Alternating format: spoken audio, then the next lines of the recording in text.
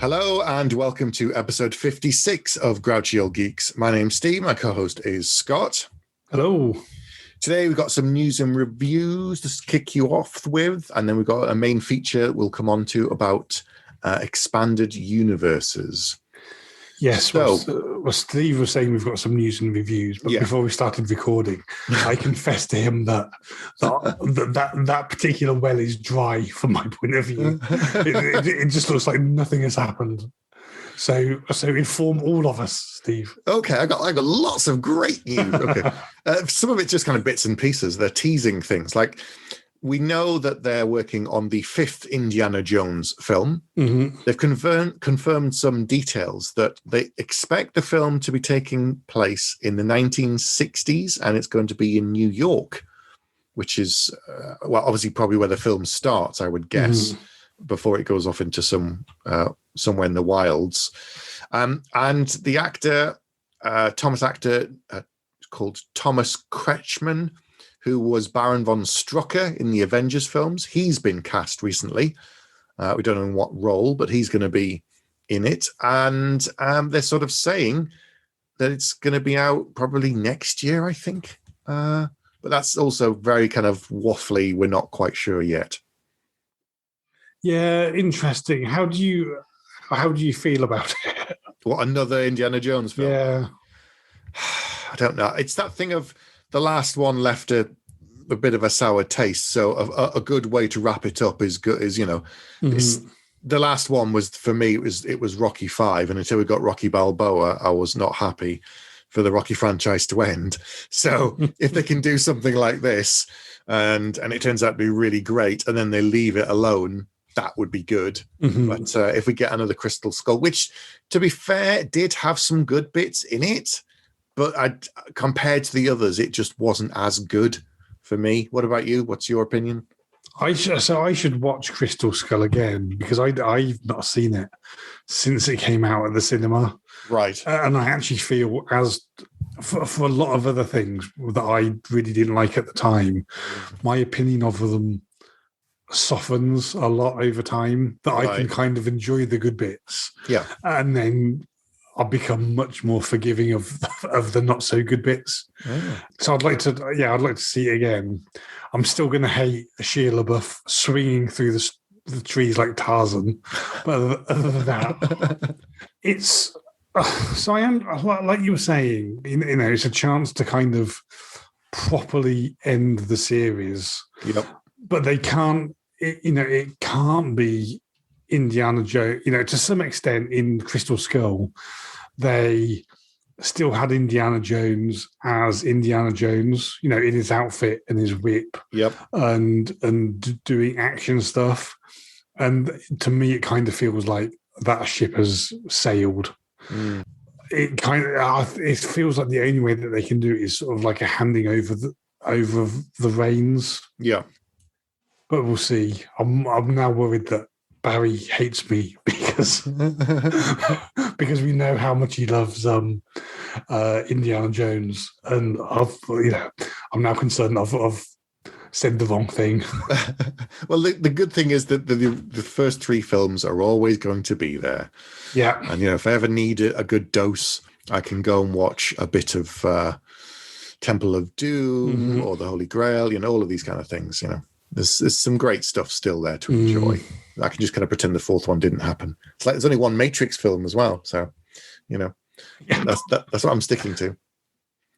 So what bit of news do you have? So I have, this isn't even a bit of news. This is essentially a question for you. Okay. And I was wondering, so I just haven't watched it, but I was wondering whether you'd watched Falcon and the Winter Soldier and what you'd thought of it. Yes, I've watched all of it. Mm-hmm. It's very, very good for the most part, I would say. Right.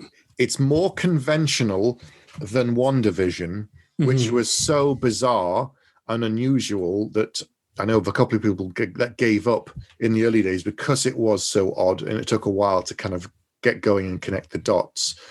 Falcon and the Winter Soldier is much more like Captain America, Winter Soldier, and Civil War. It's a continuation of that, but the story obviously takes place after Endgame and the events in there, which I won't spoil for anybody who hasn't seen them. But where have you been if you haven't watched it by now? So it is good. There are a couple of things minor gripes here and there, but nothing major. And it felt like it was on the right tone. They got the characters right. Nothing was too heavy-handed. There were some very powerful moments in it, some great action scenes, and the story's moved on, and there's potential for other spin-offs as well. So it's worth seeing. I definitely encourage you if you enjoyed the other Captain America films. Mm-hmm. It was interesting. I've got a Disney Plus subscription, so I can watch it anytime I want. But for me, and I know that everybody's going to disagree with me, but for me, sort of Infinity War and Endgame was such an amazing climax to such a series of films. 10 years worth of films culminated in that, and now they're kind of having to start again with building things up a little bit. And I just kind of feel like WandaVision was obviously very unusual, and I like the fact that it was unusual, but I found it very difficult to watch. But Falcon and the Winter Soldier, I just find it really hard to just build the same level of excitement about watching it. And maybe I just need to give it a bit of a break and have it be out for a while, and then watch it, all in one sitting or something like that. But for the moment, I just find it a little bit difficult to want to sit down and watch it. That's fair enough. I mean, it's not going anywhere, so you can certainly take your time on it. But it's one of these things that if you like spending time with those characters and you want something, you want some more, you want the next chapter, that's fair enough. I mean, we should say that the threat is nowhere near the levels that you get in the films that build over. There is a threat, but the story is very much contained to Earth. So it's much more low key, as it were. But the story that feeds into it is everything that happened in the films, Endgame and other things, and the blip and all this sort of stuff. So there are repercussions, and there are other characters that come in from the larger Marvel universe who are nice to see. So that's quite nice too. You get a few surprises and a few kind of people that pop up, and you think, "Oh, I remember so that's that person." But I really enjoyed it. I thought it was really good. I mean, I love the Winter Soldier. I love the character when it came back in the comics as Bucky. So it's good stuff for me. Like you were saying, the luxury that we have nowadays is, it's still there and you can watch it anytime. It's not like back in the day where unless you were home from work on Thursday at 6 p.m. Yep, that was it. You've missed your chance. It's true. It's absolutely true. You don't do that. You've missed Next Generation, and then there's no repeats. Yeah, and you can't buy it on or anything. That was it. It was gone. Speaking of, very briefly, did you see that John Delancey's been confirmed for season 2 of Picard? I did. Yes. And yeah, it was a strange set of feelings. So I really like John Delancey, and I really like the Q character. I find him really entertaining. Yeah. It's in terms of actually having that sort of a character in the Star Trek universe is almost a bit too, the fact that he's omnipotent. Yes. It makes it a little bit difficult, I think, to tell. And, when he was in The Next Generation, he was in at maximum like one episode a season where he would just come in and it would be a comedy episode, right? If they're bringing him back and he's going to be like the focus of the whole of season 2, that to me seemed like a very difficult thing to pull off. But I love Picard season 1, and I've got faith that they're going to pull it off a second time. So just because I think it's not such a good idea, they're demonstrably better at thinking these things through than I am. So whatever announcement they make, I'm gonna still have a positive attitude towards it. I think it's really interesting that they've decided to bring that character back. And of course, Q being Q, who was already millions of years old, the fact that John Delancey is looking older than he did 30 years ago when he first played the character, is going to be really interesting. But there are episodes of Star Trek where they turned him, the Q Continuum turned him human. Yes, that's so they right. might be doing. This is the problem when you get me talking about Star Trek. I just don't know when to stop.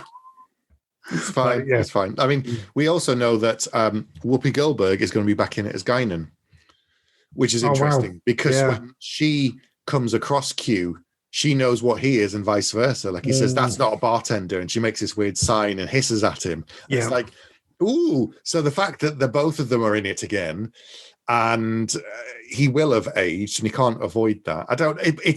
I agree. If he's the focus, that could be distracting from a larger story. If he comes in a 1 or 2 episode, like the end of one, and like, oh, and then the next episode he's in all of it and he's gone by the end of that following episode, that's fine. But I don't want him as the comedy sidekick who's being made human, and Picard's got to try and get him to get his powers back. I mean, the teaser that they said was that the trial never ended.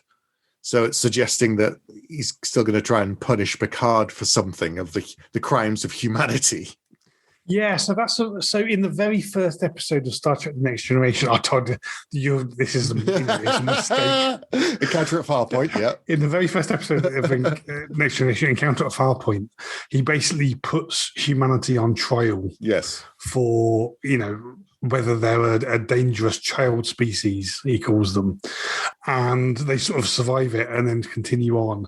And then in the very final episode of 2-part episode of Star Trek: The Next Generation, in season 7, he comes back, and there's sort of Picard is kind of traveling through 3 different timelines. Yes, there's the Encounter at Farpoint, there's a season 7. And there's way off in the future when he's an old man, like he is in Picard. And one of the things that Q says in that episode is basically he says that line. He says the trial never ends. Humanity is always being judged. Yeah, and that that the fact that they do that sort of callback to one line in one episode of The Next Generation makes me think that they know what they're doing. See, I'm hopeful. I'm encouraged that, but it's going to be next year, I think, before we get it, which is a shame. Yeah, but never mind. A bit of good news of something we are going to get this year is the return and possibly it says revival, but I think it'll be a satisfactory ending wrap-up series is what I hope. And this is for the 10-episode limited return of Dexter, starring Michael C. Hall.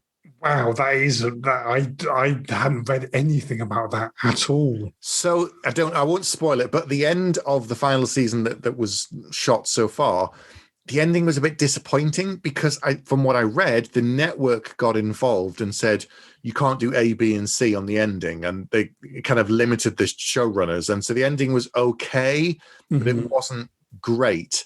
And it's obviously quite different from the books, which I haven't got to the end of yet. And so we thought, maybe we'll get something in the future. And it's gone quiet. And now we're getting this 10-episode series. And the story picks up 10 years later. So Dexter Morgan is now in another location. It's not Miami, and living a new life with a new name. And so something else is happening, and he's going to return to his ways, as far as we know. And that's about it. But the good news is it's coming this autumn. So we're not waiting for 2023, 2024, whatever it is. They've been busy filming it before and obviously during COVID lockdowns. So it will air this year. Yeah, amazing. I know that at the time it was on, that was something that we talked about quite a lot. But yes, the season with Dexter, like you say, played by Michael C. Hall and John Lithgow, yes, is one of the best pairings I've ever seen on TV. It's up there with Londo and Jakar is yeah. it's absolutely edge of the seat watching them interacting with each other. It's really one of the best pairs of performances I've ever seen on anything. So the fact that they're coming back for it again is just brilliant to me. Yeah, I can't wait to see what they do, and hopefully, as you say, we'll get a satisfying ending this time. I think we will. The only other bits of news I had were kind of Marvel related. Hawkeye filming the TV series is officially wrapped. That'll be coming out on Disney Plus this autumn. And Elizabeth Olsen went from filming WandaVision to Doctor Strange in the Multiverse of Madness, which is being directed by Sam Raimi. So she went from one to the other, and sequel filming on that wrapped up in the next few days. And that comes out March 2022, so next year. So lots of Marvel stuff coming. Yeah, you've done a really good job of shouldering all the responsibility over the news there, because I didn't know that she was in Doctor Strange, and even more importantly, I didn't know it was being directed by Sam Raimi. Yes. What has he done since Spider-Man?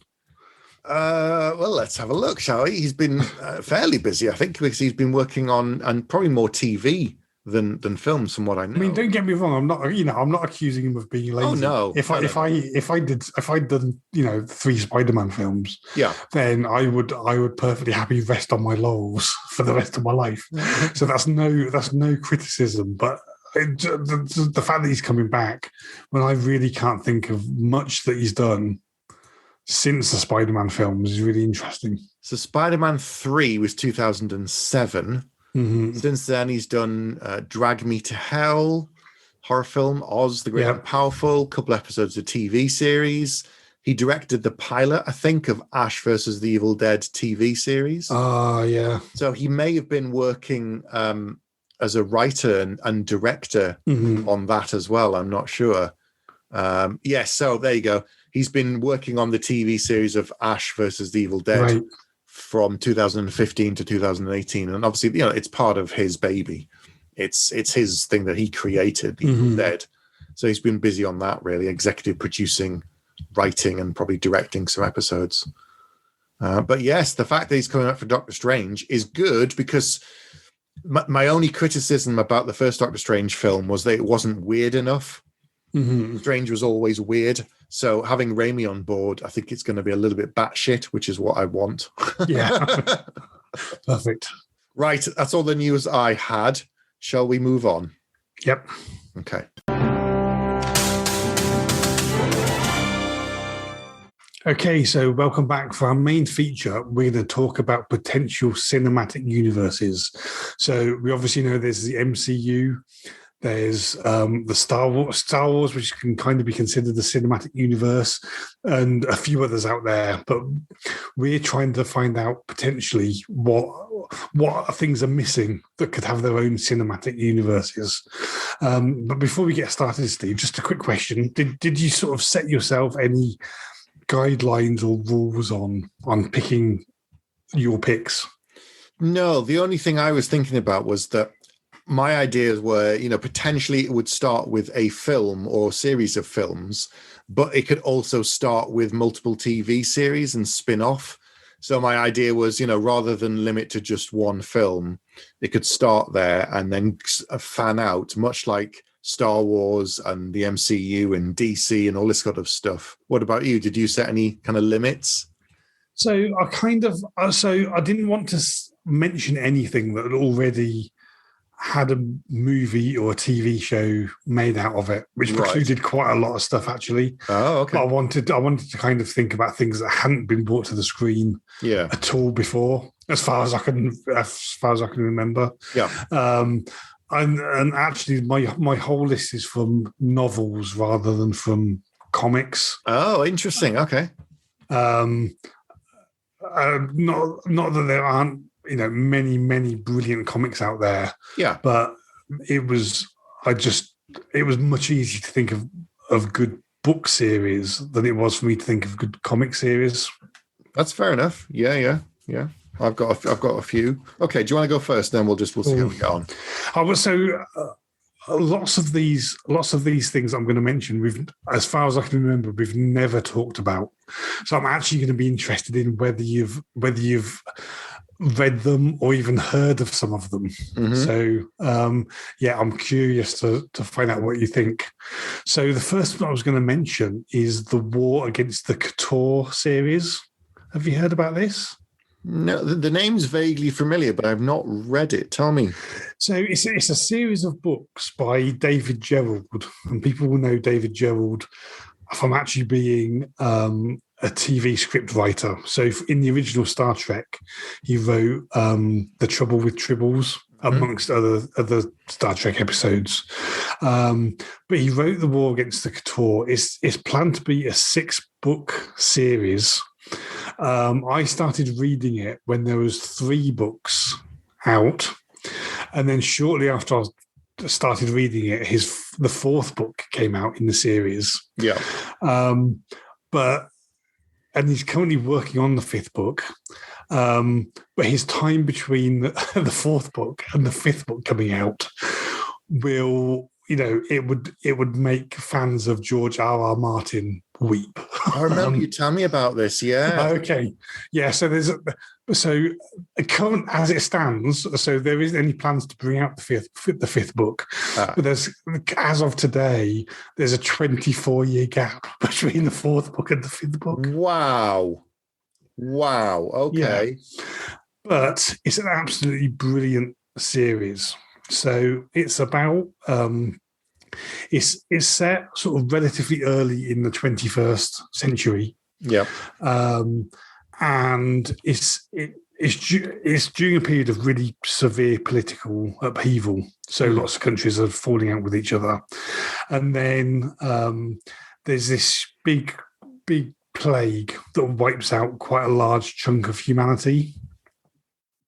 So that's sort of like the backstory. And then what happens is it's basically a story of an alien invasion, but the aliens don't arrive in spaceships and with laser guns, right, and basically saying, we're taking over, the Earth is ours now. There are no sentient alien species in the whole of the series so far. Right. Basically, what happens is the alien invasion is being done by the aliens essentially terraforming the Earth to look like their planet. So all of a sudden, you start having these new hundreds of new plant species start growing all around the planet. Yeah. And hundreds of new animal species, some of which are extremely deadly, start growing around the planet. And the Earth's because of the new plant life, the Earth's atmosphere starts to change. So the planet Earth is basically slowly turning into something that looks like the aliens' planet. Wow. So the idea is that they're kind of turning into something that's hospitable for them, so that they can just sort of come and live here in comfort. Is kind of the assumption. So it's about the last remains of humanity trying to survive on a planet Earth that's slowly becoming not the planet Earth anymore. And it's, like I was saying, it's full of political intrigue, full of different factions arguing with each other. And, it's set, its setting is the whole of the planet Earth and about how people are surviving. And it's this, and that's why I'm kind of thinking of it as a good cinematic universe, because there are so many different viewpoints and so many different stories that you can tell. You're not just limited to the main stars of the book. Yeah, you could actually tell lots and lots of different stories and tell what's happening from lots and lots of different points of view. Right. Well, it sounds like there's so much potential there, and so much space. Yeah, and if they turn it into a cinematic universe, they can continue the story with less than 24-year gaps between them. Hopefully, yes. Hopefully. Because David Gerrold must be in his 90s now, I'm guessing. Oh, no. Oh, you're not going to get the last book, are you? That's the worry. Let me see if I can find out how old he is. Okay.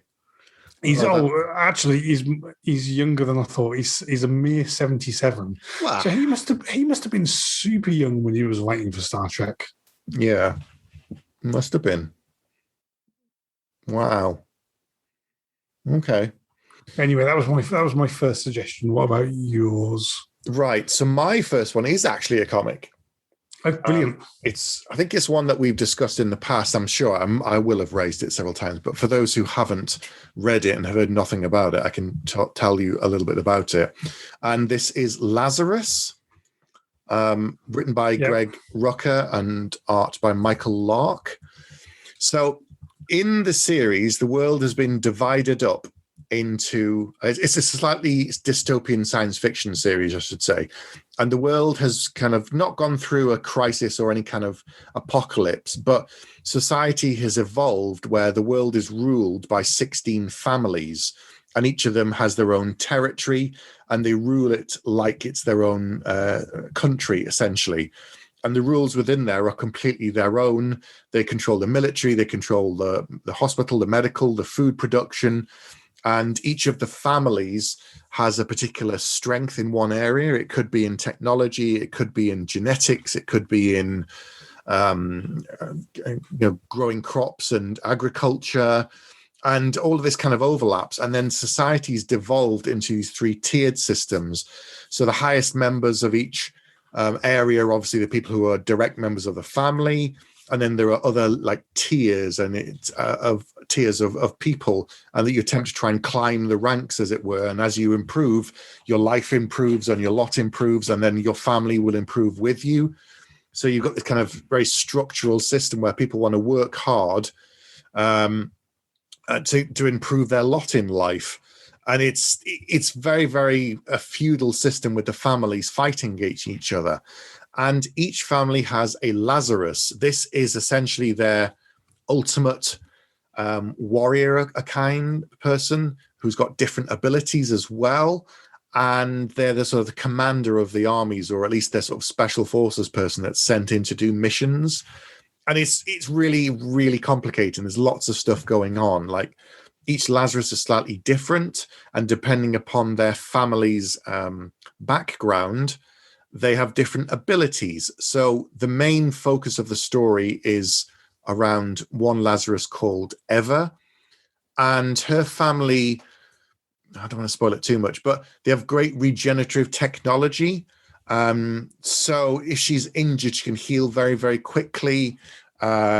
She can be shot, and she's not like Wolverine where she can just shrug off the bullets and spit them out and she'll be fine. But it's leaning in that direction. And there's so much scope for this because it has been optioned for TV, and apparently Amazon won the bid, and there was a war for it. But this was in 2015. And it's been in development, like many things, for a number of years. And whether it actually happens, I don't know. But I think you could kick it off with one film and then just spin it off into an ongoing film series plus a TV series, because there's so much stuff. You can't just do it in one film. It sounds really interesting. So I've heard you mention it before, but I'm pretty sure it's not something that I've read. But I'll tell you what your description of it reminded me of. Yeah. And I definitely don't want to insult either thing by making this comparison. But the way that you were describing it made me think a little bit of Into the Badlands. A little bit, but it's less stylized, more realistic. Society is still a lot more familiar than compared to Into the Badlands, which has devolved into a medieval system, as it were.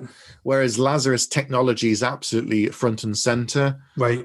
It's very much important, and medicine is still, disease and all the rest of it. It's common, and technology's moved on a step from where we are in the present. So I think it's set slightly in the future, but not by much. Right. So people still wear the same sort of clothes and guns and weapons and things that you have, but it's all a little bit heightened, like you'd see in some science fiction films. But they don't have laser beams or spaceships or anything like that. But it's still that idea of nature versus nurture. Rucker's talked about William Gibson and Neuromancer, helping him kind of influence the world building. There's a lot of character stuff there. There's really interesting characters to develop and delve into. And each of the Lazarus is kind of like an Avenger in their own way, because they're all a little bit different and they're all kind of really, really special.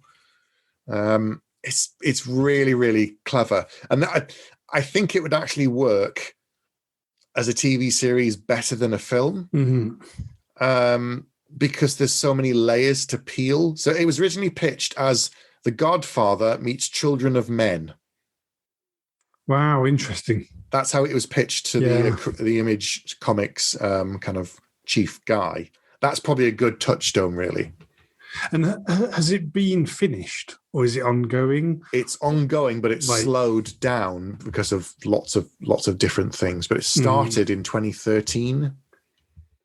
And I think when interest came in for this, it perhaps moved things back a bit. And obviously Greg Rucka created Stumptown, which is a TV series with Kobe Smulders. And he did The Old Guard. That's another comic book series of his, which was made into a film with Netflix. So his ideas are very, at the moment, in the zeitgeist. So I'm hoping those two carry this forward and make it a reality sooner rather than later. Yeah, cool. It sounds really good, and it sounds like exactly my sort of thing as well. I'm 99% sure that I've never read it, but it's definitely something, even if it never becomes a cinematic universe or a TV universe, it's definitely something that worth reading. I'd be interested in checking out. Yeah, you could pick up the first couple of trades, and I think you'd really enjoy it because there's a lot to kind of chew on. It's not just people fighting each other with swords. There's lots of layers to it, and it's quite thoughtful. So yeah. Okay, what's your next one?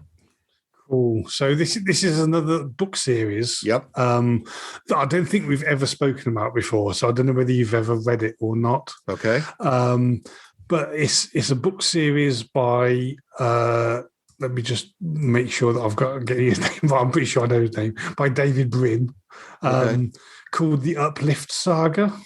Have you heard of this? David Brin, but I've not heard of this series. Go ahead.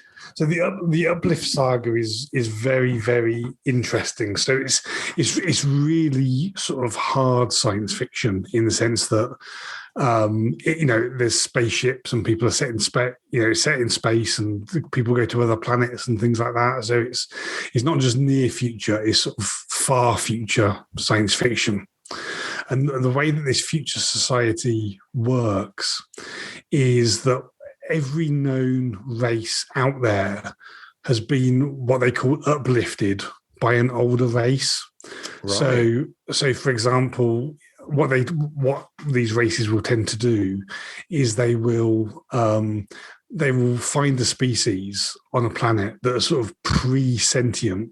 So they're not like, not human beings or anything like that, they're it's before they're sentient, but they have the potential to be. And then they will do what they call uplift them. So they will give them more intelligence and make them into a much brainier species. But the cost of that uplift is that this species will then essentially become indentured servants to the uplifting species for hundreds of thousands of years before that debt becomes paid off. And it's a very, very hierarchical society. So all of when a creature introduces themselves, they'll say their name and their species, and then they'll list out the history of their species, so all of the uplifting species before they got to them, and they'll also list out all the species that they've uplifted.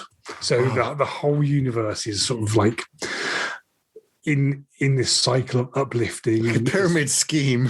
And it's very, in lots of ways, it's sort of very Victorian. I mean, it's a very rigid society that's sort of founded on tradition and ceremony and things like that. The interesting exception to that is human beings, and nobody can quite work out how, but human beings attain sentience without being uplifted. So they were just discovered as a sentient species, and the initial sentient species died out like 1 billion years ago. So nobody knows who the original uplifters were, but they just know that society is like governed this way now.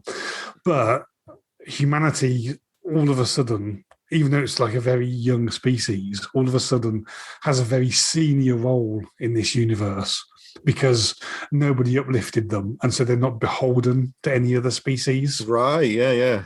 And at the same time, humanity has also began to uplift species from its own planet. So there are sentient chimpanzees and sentient dolphins. Oh, wow. That human beings have uplifted. Wow.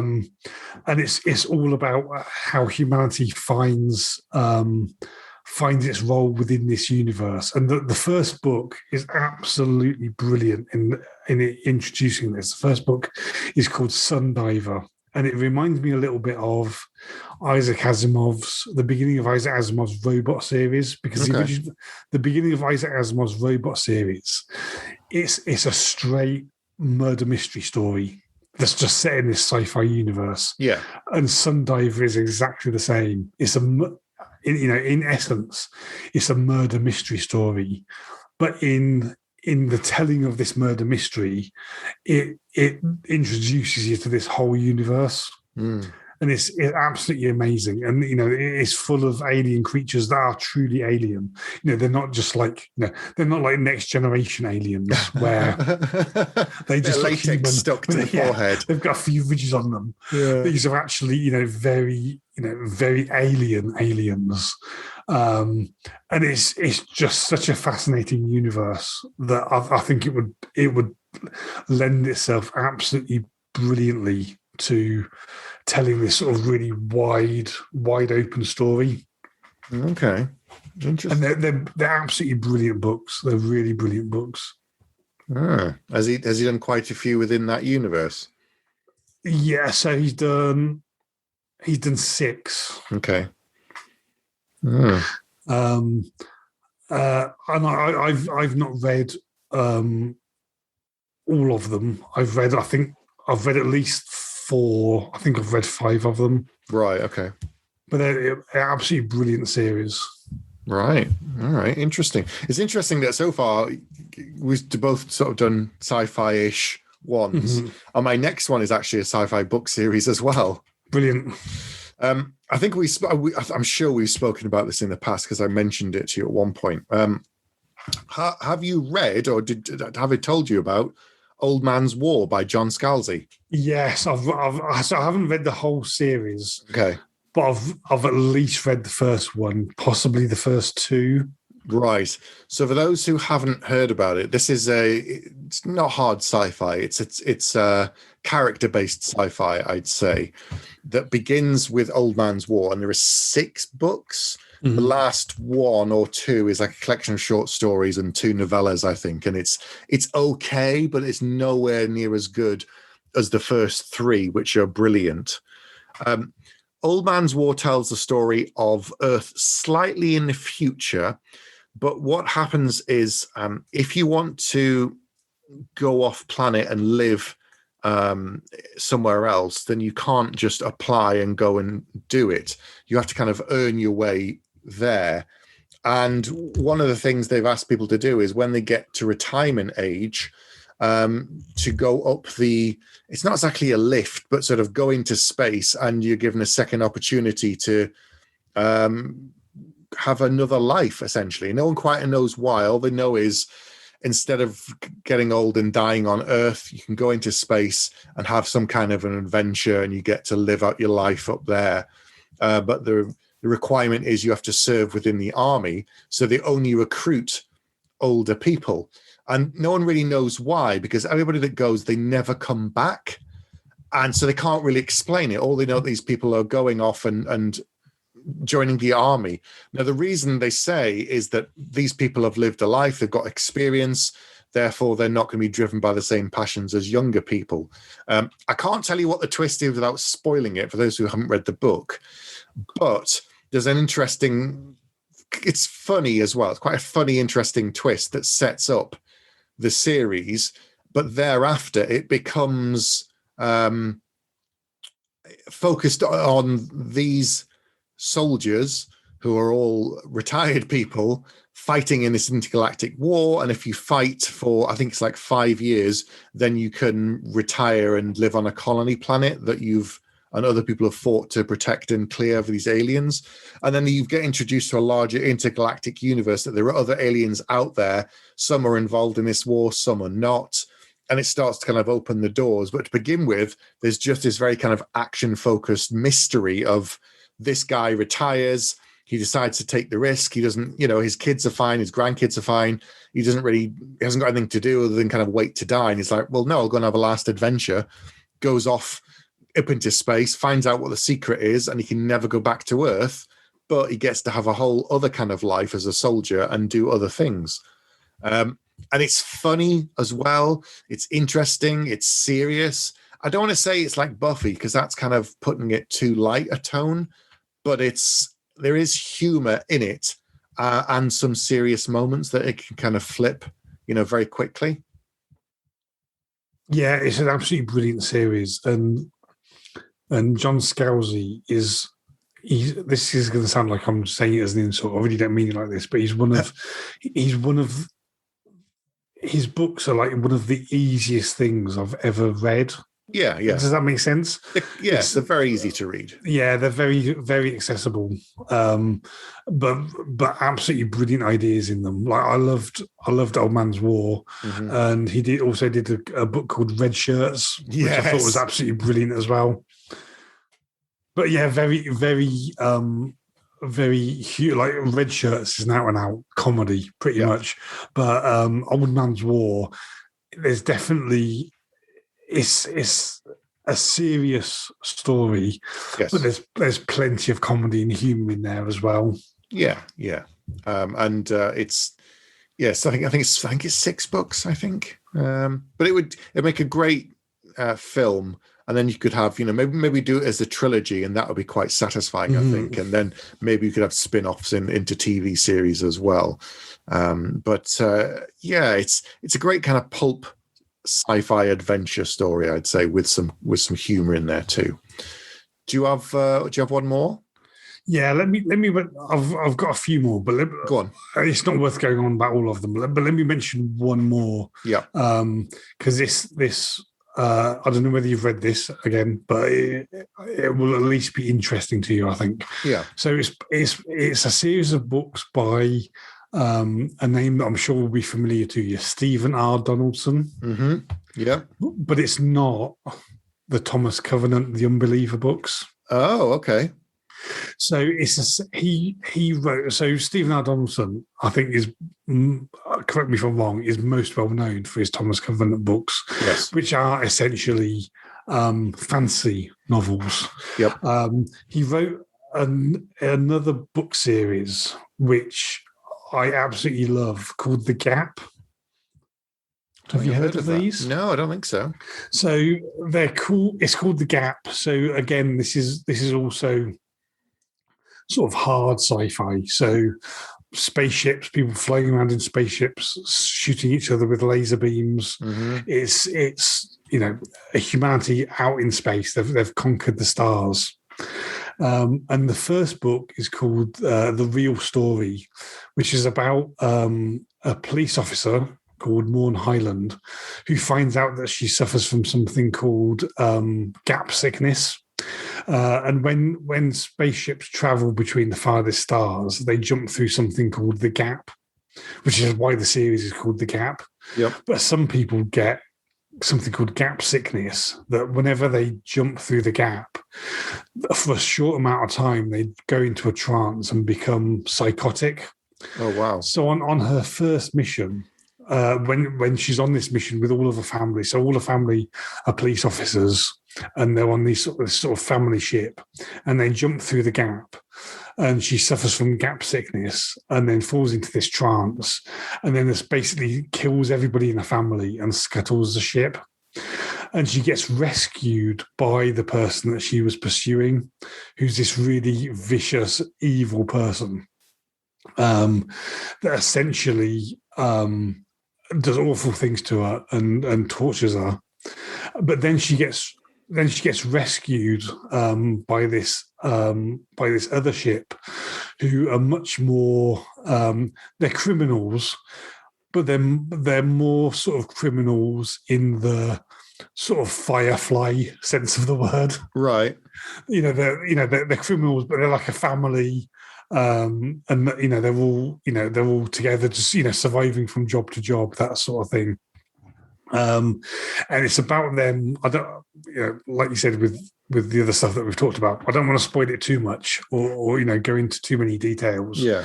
But it's about this set of illegals and Morn Highlanders of some gap sickness, and how they strike out into the world and fight various governments and all sorts of things. But it's absolutely fascinating. It's a really, really fascinating series. One of the best series I've ever read, I think. Yeah, just absolutely brilliant. Very, very readable. Okay, and that's The Gap by Stephen R. Donaldson. No, I've not heard of it. I've heard of them, and didn't he also do some kind of King Arthur books as well? Stephen Donaldson, Lawhead and things like. No, that's Stephen Lawhead. Sorry, that's what I'm thinking of. Right. Okay. Yeah. Oh, yeah. That's right. Stephen R. Lawhead. Yeah, so I'm getting confused. Yeah. Right. Okay. Well, there's a few there. Mostly science fiction ones, though. Do you want to list off some of the other ones that you had then? If you had a few more. Sure. So all sci-fi, unfortunately. So actually, I've got two more that are listed. One is both of which are very much more lighthearted than all the other things that we talked about. Yeah.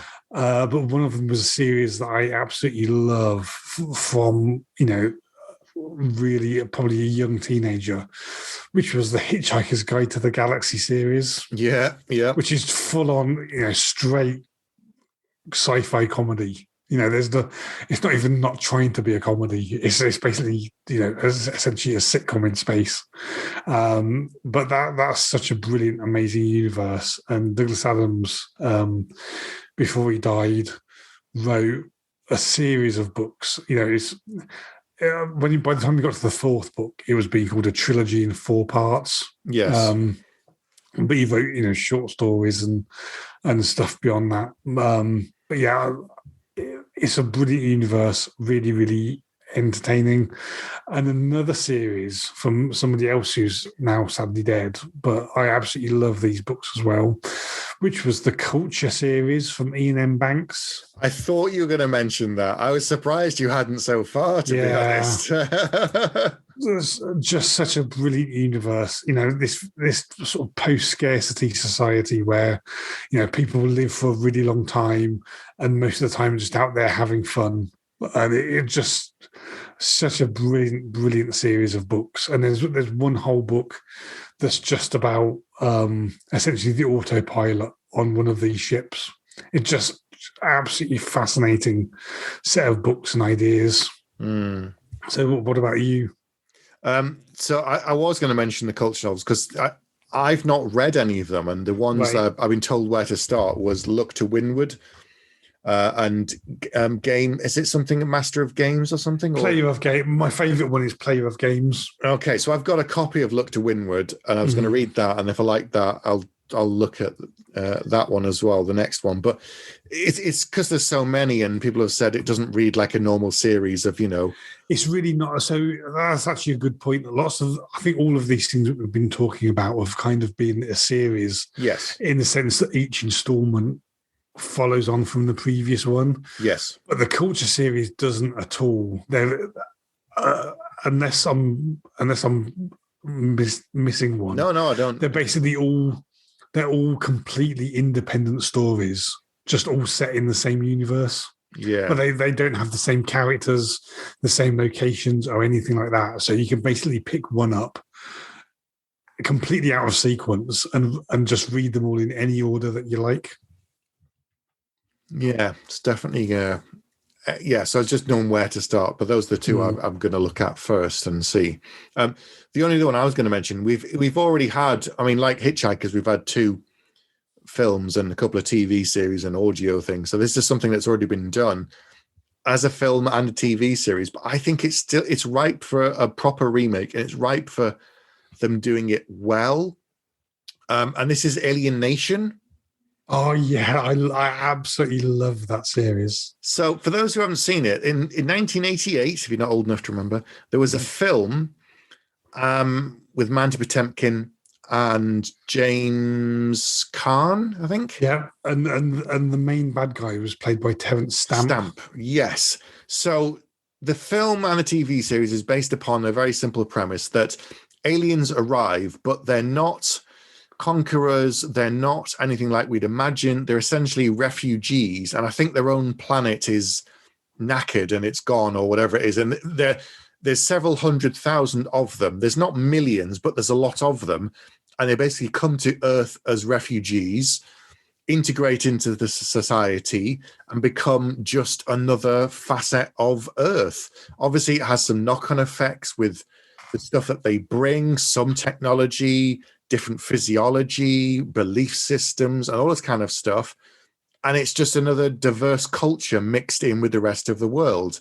The film was quite good. TV series was pretty good because it was able to expand upon some of the stuff they touched on in the film. But I just think there's a lot more scope to do either a series of films or do a really interesting TV series and do 8 episodes and do 5 seasons or something, and that's it. And then maybe if they want to do more, do a spin-off or something. But something like that could work really, really well, I think, today. Yeah, it was an absolutely brilliant series, and it was a really interesting tale because it's not, like you were saying, it's not a tale of alien invasion. It's essentially a tale of... So I can't remember what it's like in the movie, but in the TV series, the ship that crash lands is essentially a slave ship. Yeah. So almost everybody on the ship was slaves. But there's there was obviously the slave masters on board the ship as well that have just sort of slipped into society the same way as everybody else, but they're trying to hunt them down. And there's, hundreds of thousands of these aliens just trying to fit into American life. And it's absolutely fascinating. Brilliant, brilliant show. And, and it's a great film, but in the TV show, they sort of, it's a sort of a police procedural show, but also they sort of delve into the family life of an alien family and how they interact with humans and things like that, and the main character. So one of the things that when these aliens arrived is that they obviously didn't have human names. No. So almost all of the aliens have, because they were being processed by essentially bored people, they've got really... So many of them have got really comical names. So the main alien character is called San Francisco. Yes. And he's got a couple of children that are sort of teenagers, and one of them starts to become very so San Francisco is trying to fit into human culture, but the son is sort of rebelling against that and becoming part of not like a terrorist organization, but sort of a resistance organization from the aliens. Yeah. But the daughter is going the opposite way, and she's getting crushes on human boys and things like that. And it's really clever how they sort of tell the story of these aliens and the return of culture, both through the police procedural components, but also through the sort of home life and everything that's going on with them. It's a brilliant... So they did 1 season of it. Yes. But then they did 4 sort of TV movies. Yeah, that was it, yeah. It's been a while since they've done anything, though. It's been years. I think it was... I think it was the early 90s it came out, I think. Yeah, it's a perfect time to ripe to do something interesting with it. And technology and everything's moved on, and it's a different way to do.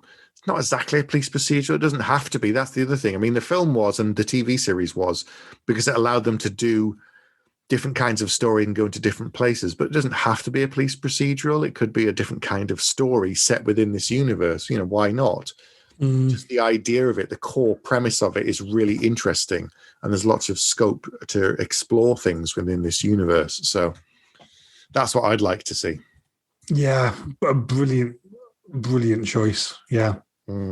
Okay, so are there any franchises out there that you'd like to see extended? Any universes that you'd like to see made into their own cinematic or TV universe? Get in touch and let us know. You can contact us in all of the usual ways. You can email us. You can come onto the Facebook group and talk to us there. Don't forget to listen to the other podcasts on the Geek Syndicate network as well, and check out the website and leave us an iTunes review, because that would be great. But that's it for the meantime. We'll be back next month. But in the meantime, it's good night from me. And it's good night from him. Good night. Good night.